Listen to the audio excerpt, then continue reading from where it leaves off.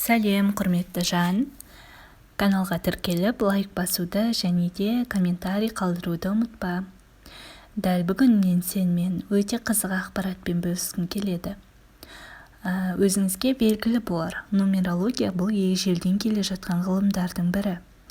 Ол жеке тұлғаның өзіне ғана тән мінез, мақсатқа ұмтылыс, күш-жігер сынды қабілеттерін анықтауға көмектеседі.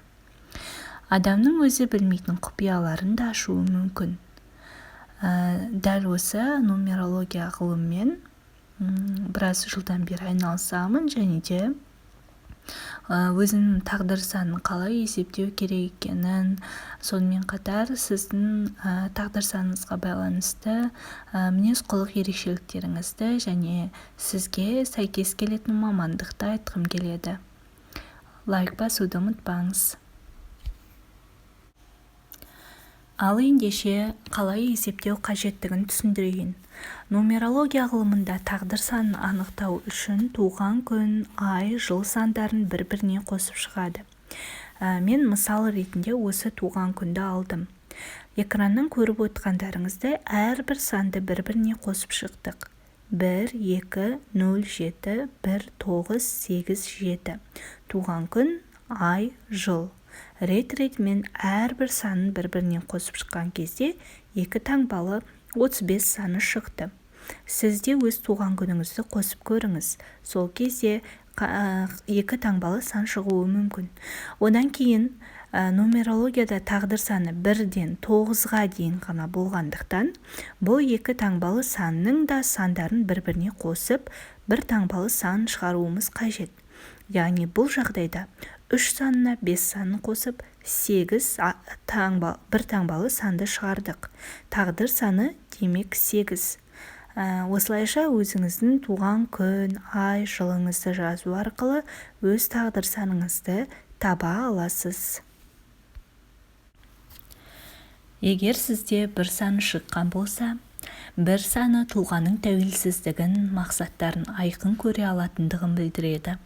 Бір уақытта бірнеше тапсырманы орындай алатын күш-жігері бар, көшбасшылық қасиетке ие. Мақсатына жету үшін маңдай терімен еңбектенеді. Кемшіліктері эгоизм, шыдамсыздық және өзімшілдік. Олар ойлағаннан гөрі әрекет еткенді жақсы көреді. Өз пайдасы үшін айналасындағыларды пайдаланудан тайсалмайды. Оларға жақын келетін мамандықтар. Ол топ-менеджер, командир, іс-шаралар ұйымдастырушысы, директор немесе әкімшілік қызмет. 2 саны шыққан болса, бұл сан шыққан адамдар барлығымен достық қарым-қатынасты ұстанатын, сабырлы, ұялшақ жандар. Жолдастарының мықты болғандығын қалайтындығы осы қасиеттерінен болса керек.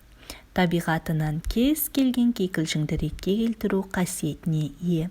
Топтық жұмыстарда ұнамды қасиеттерімен көзге түсіп, әрдайым сыпайылық танытады, әділетті болуды ұнатады.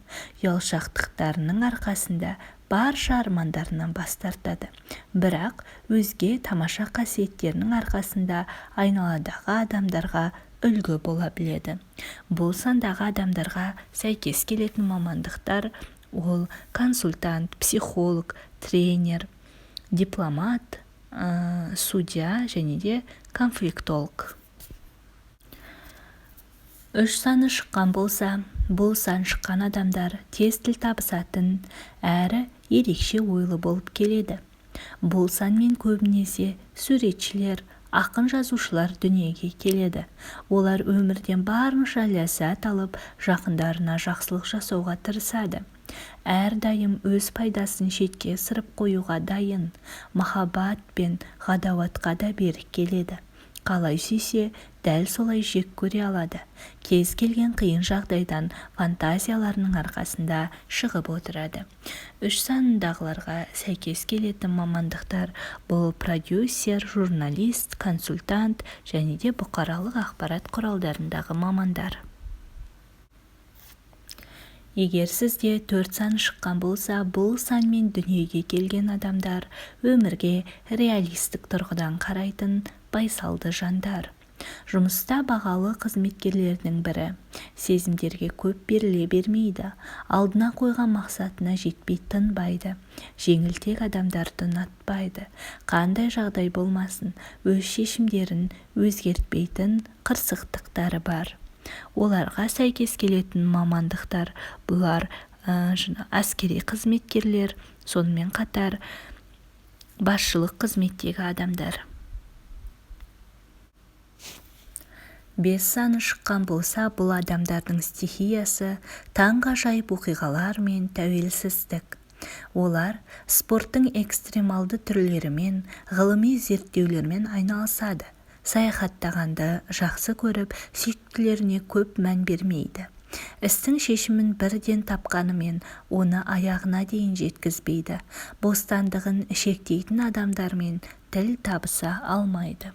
Бұндай адамдарға сәйкес келетін мамандықтар бұл гид, туроператор, сонымен қатар режиссер және медицина мамандары.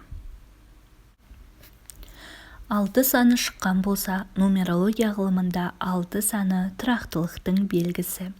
Алайда қай кезде болмасын доминант болуды жөн көреді. Материалды құндылықтарды екінші орынға қояды. Мұнымен қатар мансап жолында үлкен жетістіктерге жетеді. Сәйкес келетін мамандықтар ғылыми медицина, инженер, юрист, экономист, аналитик мамандықтары. 7 саны шыққан болса, бұл адамдар өте ұяң. Бір жақты болуды ұнататындықтан шешім қабылдауда қиналады. Қоғам ортасында қорғаушысының болуын қалайды. Өмірде кемелділікке жетіп, армандарын мақсатқа айналдырады. 7 саны рухани байлықтың белгісі. Бұл сандағы адамдарға сәйкес келетін мамандықтар психология, реклама, дәстүрлі емес медицина, сонымен қатар рухани, діни бағыттағы мамандықтар. 8 саны шыққан болса, бай әулеттің баласы немесе болашақта дәулет асқан байлықтың белгісі. Көп ақша табу үшін күні-түні еңбектенуге дайын. Олар үшін атақ пен дәреженің маңызы зор. Тәкаппарлық, қаталдық, билік жүргізуге деген құлшынысын көп жағдайда мақсатына жетуге кедергі келтіріп отырады. Бұндай адамдарға сәйкес келетін мамандық бұл жылжымайтын мүлік, құрылыс саласы, сонымен қатар коммерческий мамандықтар. 9 саны шықса, бұл сан шыққан адамдар өзгелерге сенгіш, әрдайым қол ұшын беруге дайын жандар.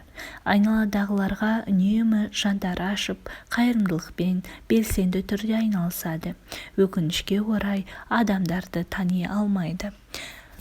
Сәйкес келетін мамандықтар бұл мода, дизайн, музыка, сонымен қатар қымбат заттар сатумен айналысса болады.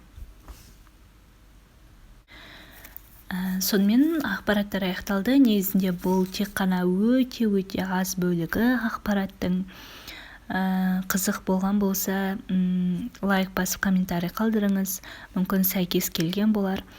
Сонымен қатар нумерология арқылы сіз өзіңіздің мінез құлқыңыз жайлы толық ақпарат, энергияңыз жайлы және де ойлау қабілетіңіз, денсаулығыңыз және де сәттілігіңіз жайлы, еңбек жайлы тағы да көптеген мәліметтер біле аласыз. Осы лайк басып комментарий қалдыруды ұмытпаңыз. Сау болыңыз. Сізге сәтті күн тілеймін.